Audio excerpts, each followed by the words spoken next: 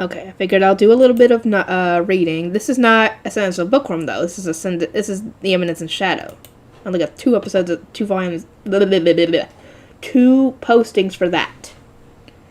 I thought he was just a brat who knew nothing, but I was wrong. His enemy had known everything and still chosen to fight. Powerless, he thinks of himself. He's been powerless for his entire life. He's tried to succeed, but returned empty-handed while this whelp in black... Melia. Grease groans, reaching for a dagger encrusted with the blue jewel and closing his eyes. As consciousness slips away from him, he sees the smiling face of his beloved daughter who passed long ago. Anyway, that's how we ended our slaughter of some bandits. I mean, our little rescue mission. I found my sister totally unconscious so I undid her chains and left her there, which contributed to her crankiness when she returned home the next day. That she's a real tough cookie, but she's a real tough cookie. Tough enough that the wound on her hand almost healed overnight. After a hectic week or so of hospital treatments and follow-up investigations, my sister finally made her way to the capital, though she pestered me more than usual during that time for some annoying reason. The girls in the Shadow Garden were busy conducting their own research, taking care of the remaining bandits and other stuff. Oh, right, we're not calling them bandits. Whatever. The cult, I mean. They're all thieves in the end. But that geezer with red eyes was astounding. I mean, he inspired me to come up with "Then we dive deeper," which sounds like something a shadow broker would say. I owe him my thanks. I would have loved to have him play a supporting role in my part as an Eminence in Shadow. This was a must-see performance. My ability to improvise and portray a master puppeteer was off the rockers. It's a real shame there wasn't a live audience. There kinda is with the anime, but whatever. But I only have to wait 2 more years, which is when I go to the capital. You know, the one, it's a world-famous metropolis and the only city in this country that houses 1 million people? Dang. I bet protagonists are a dime a dozen, and there might be final bosses, too.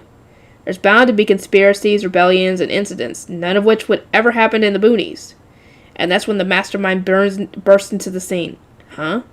Now that I think about it, I guess I'm just a toad who feels cocky about beating some bandits. At this moment in time, my prologue hasn't even been written. And then one day, Alpha and the other girls gather before me just as I'm yearning to get stronger for school, which is 2 years down the line. They want to share their reports on the cult and lab findings on the curse and all that jazz.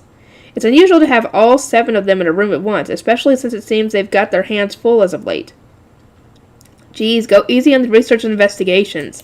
I mean, it's all pointless anyway, I think, as I listen to the reports. Not really, to be honest. It's probably something that actually exists, dude. And you just got lucky.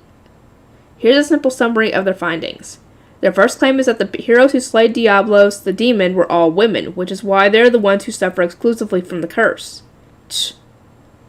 Curse. What curse? Because we don't even know if that's actually a real thing. How creative. But I hate to break it to you that all the heroes were men in the most common theory. Oh wait, I bet they came up with that since the Shadow Garden is comprised of 7 women apart from me. So, wait a minute. In the episode I just watched, they mentioned the hero Olivia, or Olivier, whatever however you pronounce her name. So it was a woman. That they, I don't know. That's what apparently is known in the world. I don't know. Their next report was on how the curse was most common among elves, followed by hybrid beasts, then humans. According to their research, it has to do with the lifespans of the respective species. With humans living short lives with weak traces of the heroic bloodline, they are least susceptible to the curse. On the other hand, elves have long life expectancies with potent concentrations of blood, which makes them the most prone to fall victim to the curse.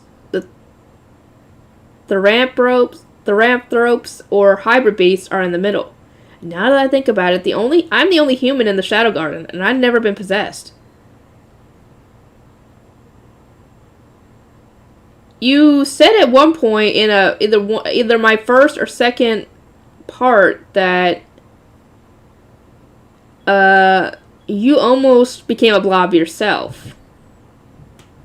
Besides me, we have 2 Ramphropes and a posse of 5 elves, and all 7 have been possessed. You know, they did a stellar job coming up with this backstory. And then they proceed to report on a bunch of other things which I pretend to absorb. They move on to their reports about the cult, which is supposedly a massive organization that operates on a global scale. Fascinating. I can't tell if he's being sarcastic in that, or if he just actually does think it's fascinating. In terms of being the possessed or cursed or whatever, they tell me the cult calls them compatibles. And their members are supposedly going the extra mile to locate, acquire, and wipe them from existence or some crap. Anyway, they suggest that the Shadow Gardens scatter across the world to prevent this from spreading. Their plan would leave me with one rotating subordinate, the rest of them scattering to every corner of the world to protect the possessed, investigate the cult, and sabotage their activities. When they suggest this new plan, it hits me all of a sudden. They must have realized that the cult doesn't exist. No! If they realized it didn't exist, they would have been confronting you about it. And asking why you deceived them. Why would they go along with being deceived? They're through with this stupid charade and demanding their freedom. What else could scattering across the world mean? Scattering across the world? Like I said, these guys, it seems like these guys would be the types to really be pissed off that they were lied to about this whole thing, and deceived, and used, and kick your butt because of it. Or at least attempt to. But they're not, so they have to be believing it. I'm guessing they feel indebted to me for curing them, which is why they're going to stick with me on a rotating basis. I don't know, guys. What do you think? I just have to deal with it. I know that's what they're trying to tell me. I'm bummed out. In my past life, the kids idolized the heroes as much as I adored masterminds, until we grew up and they didn't even notice that they'd forgotten all about their precious heroes. I was left alone. I guess the girls have grown up too. I'm feeling all soppy, but agreed to send them on their way. I never planned on having 7 members to begin with. If they leave me with one subordinate, that's enough for me. I see them off and we reluctantly exchange goodbyes. I made a vow to myself. I'll never stop trying to become a mastermind, even if that means I have to face this world alone.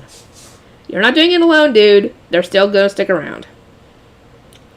She no longer fears killing others. Beta whips her inky katana, splattering congealed blood off her blade and onto the ashes, ground into a clean line. She stands cloaked in the darkness of night and surrounded by a group of soldiers lying face down. End him, orders Beta. The girls in black bodysuits pierce their blades into the guard. One of their hands in particular shakes violently, but it doesn't stop the girl from thrusting her sword into his pressure point. Oh my god, I'm not doing the stupid sound effects.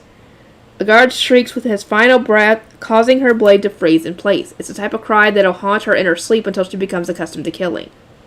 Beta envelops the girl's hands on the helm with her own before giving the blade a sharp twist. Together they feel the soldier's life leaving his body.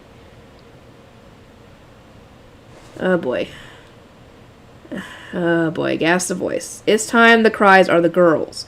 Beta wraps her arm around her subordinate's trembling shoulders and issues her next instructions. Secure the target. The group makes its way to the carriage, boarding the loading deck. Following the shrill sounds of a chain snapping, the girls emerge from the wagon with a dark mound of rotting flesh that's still breathing. Return to Lady Alpha fast. I'm assuming these guys know how to fix this. Otherwise, they would have brought him to Sid. They haul the mound, carrying it tenderly, and start to pick up speed, followed by the member of their order previously nestled in Beta's bosom. Beta squints slightly, watching them go. She's raising them well. These girls used to know nothing about combat. They'd never held a sword, and it goes without saying that they'd never murdered anyone before meeting her. Beta is reminded of her own past, and old memories begin to resurface. She still remembers how it felt when she killed for the first time, her sword piercing their heart, their hand grabbing hers. Beta couldn't believe the strength of their grip, even as they suffered a fatal wound. There's a short period of time when people can move after they've been stabbed through the heart. Don't let your guard down. Hey, Beta, are you listening? Beta was listening to Alpha's calm voice, but couldn't understand what she meant for the life of her. She was paralyzed with fear, incapable of moving or thinking. You're impossible. The head of her enemy soared through the air. Well, there we go. That ended it. Alpha had beheaded him. The corpse dropped to the floor, spurting blood that splattered Beta, and large teardrops fell from her eyes. Find a reason to fight. Those words sounded so cold. Beta was a child who had trouble doing things on her own. After joining the Shadow Garden, she always followed Alpha around. After all, they were old acquaintances, and she knew she could go down the right path if she stuck by Alpha's side. Okay, so they knew each other. Okay. A Beta couldn't find a reason to follow by following Alpha's footsteps. A reason to fight by following Alpha's footsteps. Or understand the importance of finding said motivation. As a result, she couldn't get used to the idea of murder, vomiting violently after killing someone on a mission, and shaking in fear every night as she tried to fall asleep. It wasn't unusual for her to wake up screaming in the middle of the night. On one particular evening, Shadow approached the tormented girl. Oh boy, here we go. Do you seek wisdom? Yes, Beta answered all jittery as she cocked her head to the side. In her eyes, he was enigmatic and extremely powerful. Well, he is powerful. But this guy is kind of delusional, to be honest, but whatever. If you seek wisdom, I shall give it to you. He might mean the knowledge of easing my emotional turmoil from murdering others, she thought. With great expectations, Beta nodded. I want wisdom. Her voice trembled. Then I shall give it to you. Shadow began telling a story. Oh, God. Is he telling her fairy tales? Yes, he is. Once upon a time, in a faraway place, there was an old man and an old woman. It was an ordinary fairy tale. No smidgen of wisdom or anything else. What the heck? She wasn't sure how to respond, not that she was brave enough to oppose the one revered by Alpha, and shut her trap to listen to his story. It was more interesting than she'd initially imagined. In fact, she realized she'd been so absorbed in the tale that she'd forgotten the time. That evening, Beta had a deep, peaceful night's rest. Wow. And ever since... Wow, how many has he told her? And ever since then, Shadow recited a bedside story to Beta before she went to sleep. Beta had always been a bookworm, but she'd never heard any of his tales before. They were gripping and original to her ears. Time flew by as she listened to them, and she'd be fast asleep in no time, and stop jolting awake in the middle of the night. Her favorites were Cinderella and Snow White. Of course! This may have been around the time Beta began chasing Shadow with her eyes. She noticed she was spending more and more time around him. At first she observed him with a timid gaze, but after a year had passed, Beta was attached to him at the hip. Shadow was indispensable to the Shadow Garden. Well, of course, he was the one who brought them all together and saved their butts. Absolute strength, knowledge, and wisdom. His unconditionality comforted Beta. Soon enough, she found he'd become a necessity to her, too. She realized her doubts had disappeared somewhere along the way. Without Shadow, Beta would have been killed for being possessed. She'd been disowned by her family, chased out of her home country, and this series of tragedies made Beta slow in processing her new situation. She'd lost too much to notice her gains. With her skepticism gone, Beta was able to realize something. Shadow had given her a new life and new strength. She could feel this truth swelling in her heart. Beta had found a reason to fight. She began keeping a journal to write about him every day, for her to keep in touch with her memories and feelings, for her to never doubt anything ever again. Beta had found a reason to live.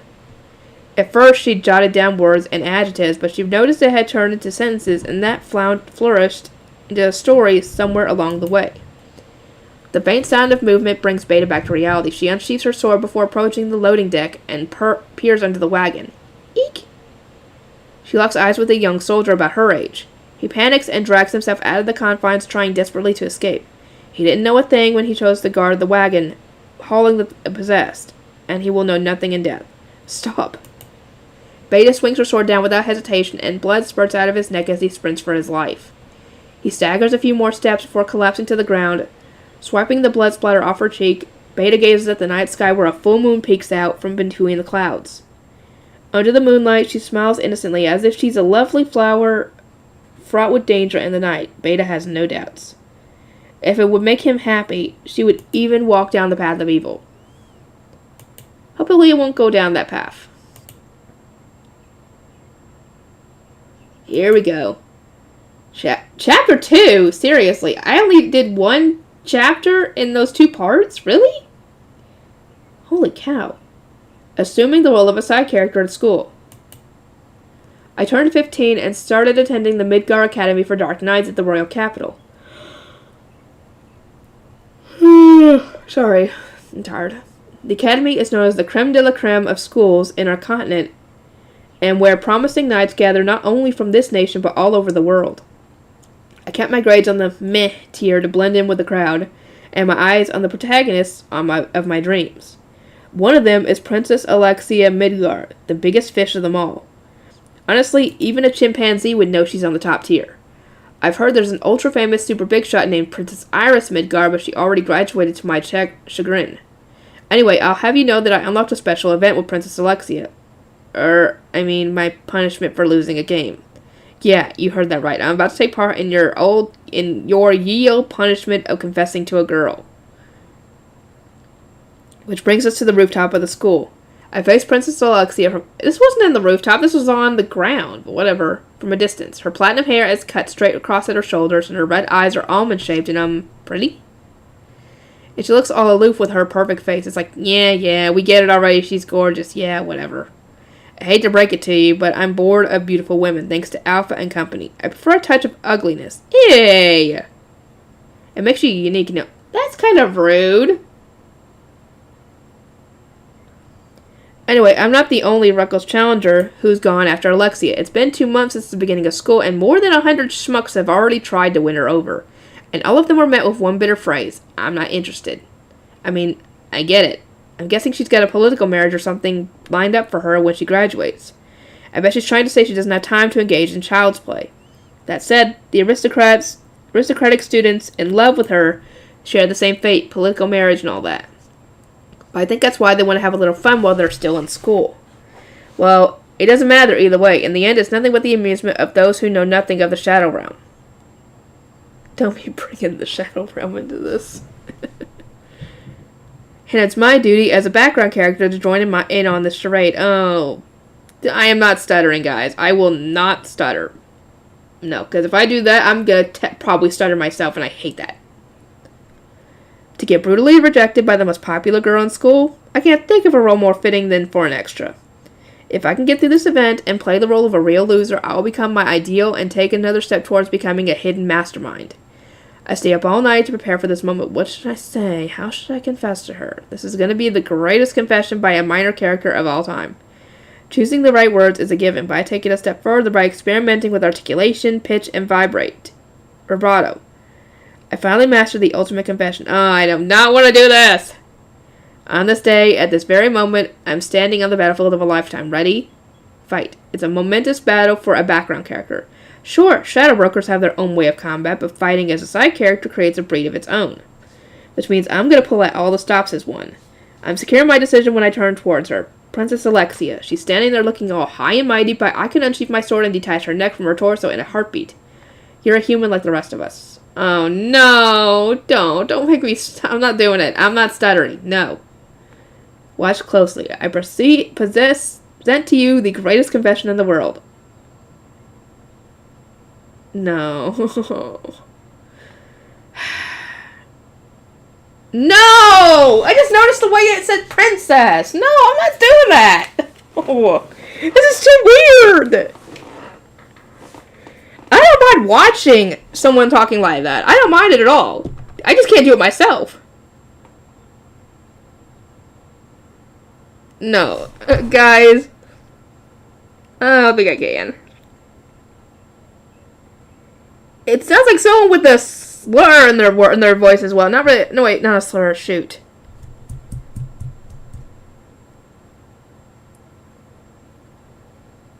It sounds like someone who talks with a slight lisp. Essentially. Like, someone with a nasally lisp is what it sounds like to me when I read that. Yeah, that definitely sounds like someone with a nasally lisp.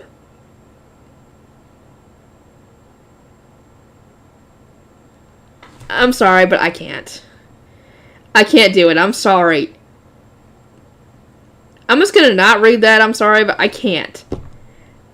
Did you hear how I started on the A? And that's staccato. What a prick. I threw in a bit of bravado, changed pitch midway through, and added a lisp to... Oh, God. Princess to give a convincing performance. Oh, my... I just can't do it. I can't. This is best performance is Sid's. I'm not doing it. I can't do it. I wouldn't be able to do it without laughing, is what I'm saying. I lower my eyes to evade her gaze, making sure my knees are knocking against each other.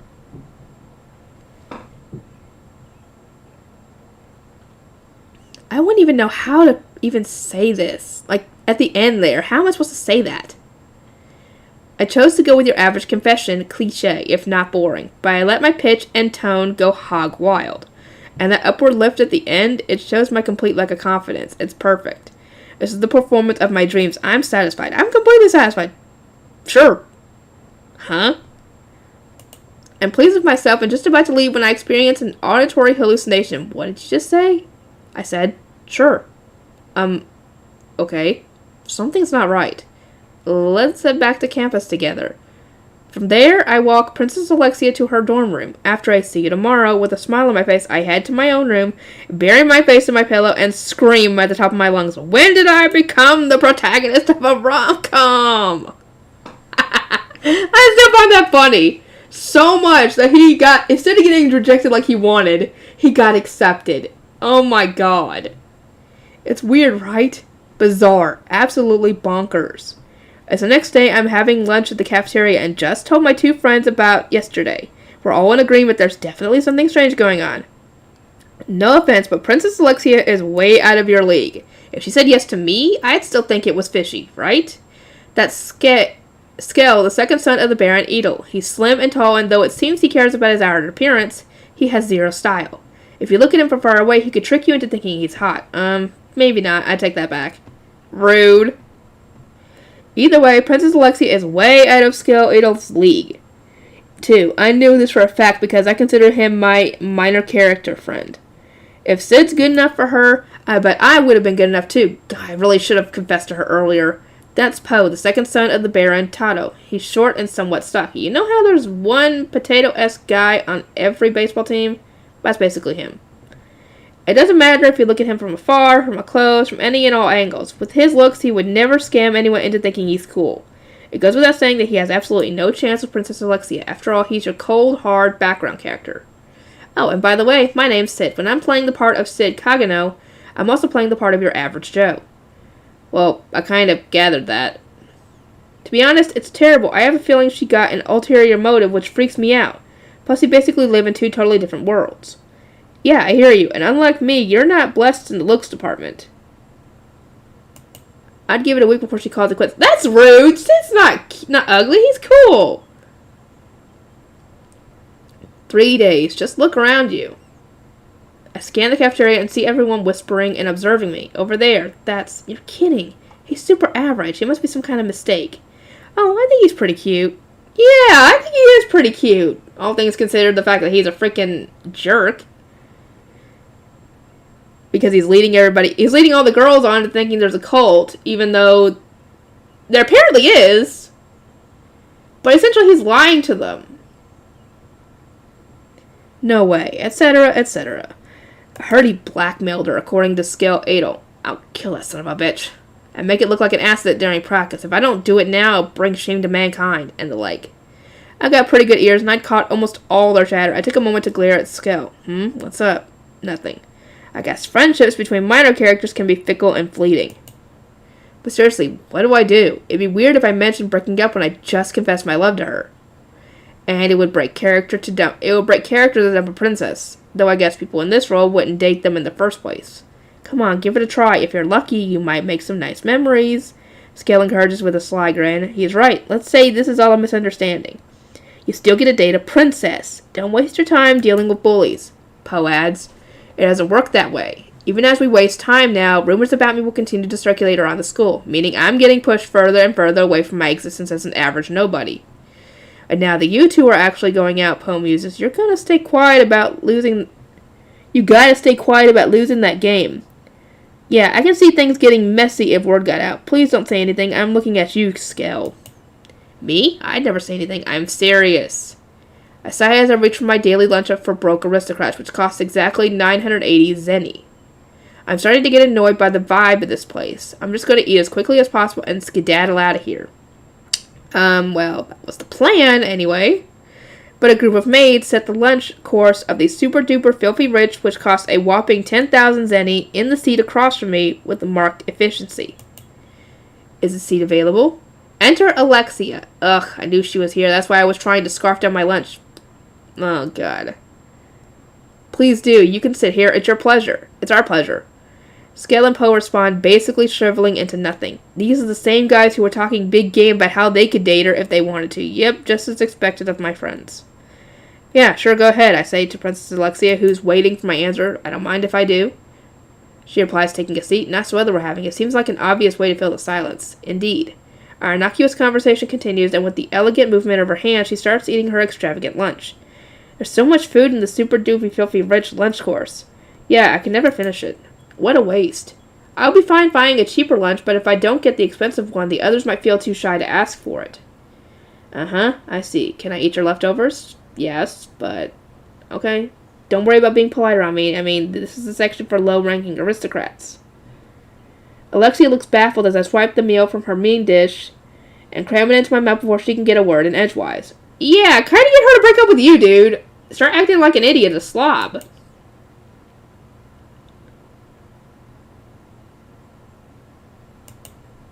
Oh, it's good. Pass the fish. Wait. Woohoo, it's my lucky day. Thanks to the princess, I get to fill my stomach, which is bliss the hell out. You might notice that my attitude towards her has changed from yesterday, and that I'm acting super casual around her. Well, if you want to know why, it's because I'm in the middle of Operation Get Dumped ASAP. Sure, whatever. Thanks for the meal. See you later. Halt. Damn it, my plan to dine and dash fails, and I reluctantly slink back to my seat. I assume you're taking Royal Bushin for your practical elective in the afternoon. Yep. The academy requires the students to take general courses in the morning and practical objectives in the afternoon. The former takes place in set classrooms, but the latter is a mishmash of students from all classes and grades. We're basically allowed to choose one of many weapon arts selectives that we feel suits us best. I'm in that class too. I thought it'd be nice to take it together.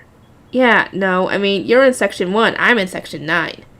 Bushin Arts is so popular that it has 9 different sections with 50 students in each, divided up by skill level. For now, I'm performing poorly enough to be in Section 9, so I can scope things out. I plan to eventually settle for Section 5. No, it's okay. With my recommendation, I got you into Section 1. It's totally not okay. I know that for a fact. Would you rather that I enroll in Section 9? No, stop. That'd make me look bad. It's one or the other. Choose. No. This is a royal order. I'm off to Section 1. If that lunch is over, Scale and Poe were completely still from start to finish, basically melting into the background. I bet Sid wishes he could.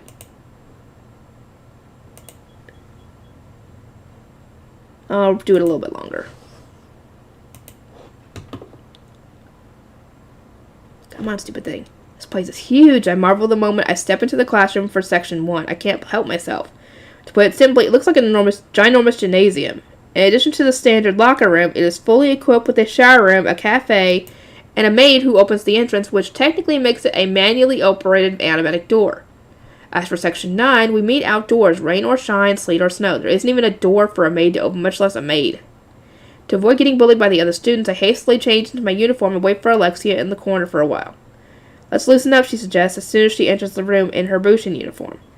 Thick, plain, cheongasm, one of those tight-fitting dresses you might see in a movie about the 1920s with a high leg slit.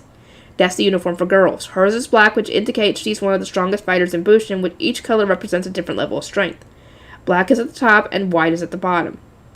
I'm in white, obviously, and since I'm the only one in white in this entire room, I stick out like a sore thumb.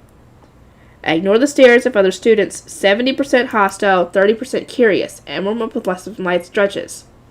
Interesting, remarks Alexia, mirroring my movements. In this world, it's common knowledge that it's beneficial to loosen your muscles before working out.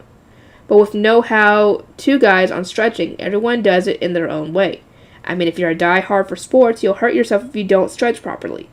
I've heard of others using magic to force their muscles to loosen up, but this will affect their performance. Alexia is well-versed in that sense, which is nice. I mean, I'm a high-maintenance purist when it comes to battle. Like, I won't lose to the average pretentious snob. We're getting ready when class begins. Starting today, we have a new friend joining us. Our instructor starts introducing me. I'm Sid Kagano. It's nice to meet you. There isn't a hint of friendliness in my classmates' eyes. Section 1. A quick glance around and I can already spot some VIPs. That hot guy over there is the second son of a duke, and that beauty is the daughter of the current leader of the Dark Knights. Then there's our teacher, who's the fencing instructor for the country. And on top of that, he's a young blonde hunk who's only 28 years old. Let's welcome him to our class. With that, we start training, suppressing our magic through meditation first before practicing our swings, and going over the basics of swordplay. Nice. I'm all for reviewing the basics. They're important to know. In Section 9, we'd wave our swords for a few seconds and play fight the whole time. It's nice to see the strongest fighters valuing their fundamentals. Plus, all the students are skilled. I can say it's a neat environment, and I'm not trying to suck up or anything. And most importantly, the techniques taught in this class are hyperlogical. It feels great to take part in training that doesn't leave me bored out of my mind. Do you like the Russian Bushin method? Our hunky blonde instructor approaches me. I think his name is Xenon Griffey. Does it seem that way? Yeah, you look like you're enjoying yourself. I guess I am. Mr. Xenon grins in an easy breezy type of way. As you know, the Royal Bushin method is a relatively new fighting style, a deviation from traditional Bushin. There was some resistance at first between the traditional supporters and the Trailblazers, but thanks to Princess Iris, it's now being recognized as the artistic heir of its traditional counterpart. And I hear you're one of the swordsmen who spread the art through the country, Mr. Xenon. Hang on, let me check to make sure I didn't accidentally turn that off. Okay.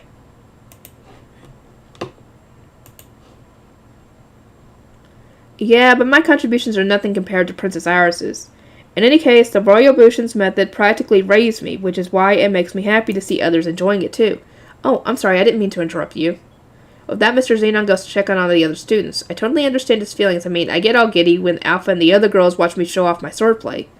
I've developed these techniques on my own, which makes me all the more excited when others take them on too. What did you two talk about? Alexia asked. The Royal Bushin method.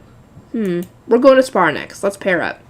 Sparring is basically a form of light training where we review techniques, reversals, and battle processes without actually hitting our opponent. Aren't you too strong for me? It'll be fine. We pick up our wooden swords and start exchanging blows. I swing and she blocks. She strikes and I guard. We don't hit each other, moving at a sluggish pace and skimping on magic energy. All around us, the other pairs are locked head-to-head in all-out fights, blasting each other with spells. But to my surprise, Alexia is matching my pace. No, that's not it. This is normal for her. After all, the purpose of this activity is to review our strategies, meaning that speed and power are pointless. Alexia is focused on the skull, and that alone I can tell by the way she handles her sword.